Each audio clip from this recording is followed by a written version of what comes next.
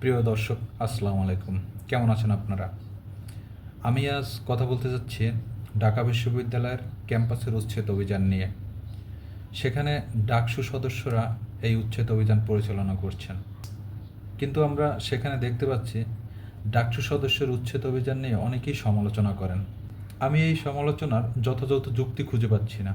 কী কারণে আপনারা সমালোচনা করেন? এর সুফল কি আপনারা ভোগ করবেন না? এখন এখানে আমি যতদূর তথ্য নিউজে দেখলাম যে কোনো এক বড় ভাই নাকি বলছেন যে সাদিক কায়েমকে, যে ভাই আমরা এখানে এর আগেও তো সদস্যরা ছিল যারা মানে মাস্টার্স অনার্স মাস্টার্স কমপ্লিট করার পর অনেক দিন এখানে থাকেন বা থাকছেন। এখন আপনারা আসার পর এগুলো সরিয়ে দিতে যাচ্ছেন, এটা তো আসলে ভাই হচ্ছে না, আমরা এখন তো বিপদে পড়ে গেলাম। তো এই ব্যাপারগুলো আসলে যারা থাকছেন তাদেরও কিন্তু দায়ভার নেওয়া উচিত, তাদেরও ছেড়ে দেওয়া উচিত।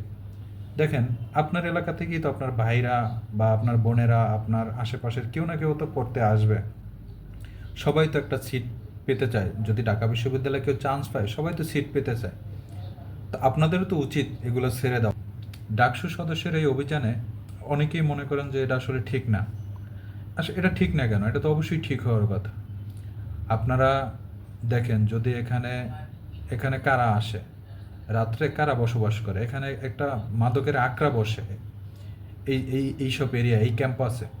তো আপনি কি চাচ্ছেন না আপনার ক্যাম্পাসটা নিরাপদ থাকুক?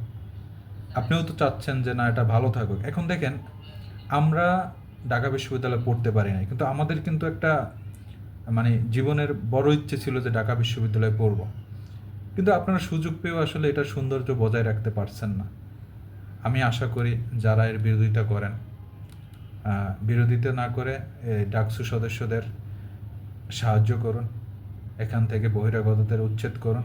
ক্যাম্পাসটা আসলেই নিরাপদ দরকার। এই যে দেখেন, বর্তমান সময়ে একটি কিন্তু সুযোগ ছিল সবাইরই যে সব কিছু ঠিকঠাক করার, কিন্তু স্বার্থের দ্বন্দ্বে আসলে অনেক কিছুই ঠিক করা যাচ্ছে না। তো বিশেষ করে দয়া করে শিক্ষা প্রতিষ্ঠানগুলো নিরপেক্ষ রাখুন। এখানে যে আসছে তাকে কাজ করতে দেন, তাকে সমালোচনা না কইরা তাদের সাহায্য করুন। আশা করি আমার এই ভিডিওটা যদি আপনাদের কাছে যায়, আমি খুবই ক্ষুদ্র মানুষ, আমার আসলে আপনাদের নিয়ে কথা বলার এত বড় সাহস আমার হওয়ার কথা না, কিন্তু আমার মনে হইল সেটা নিয়ে কথা বলা উচিত, তাই বললাম। সবাইকে ধন্যবাদ।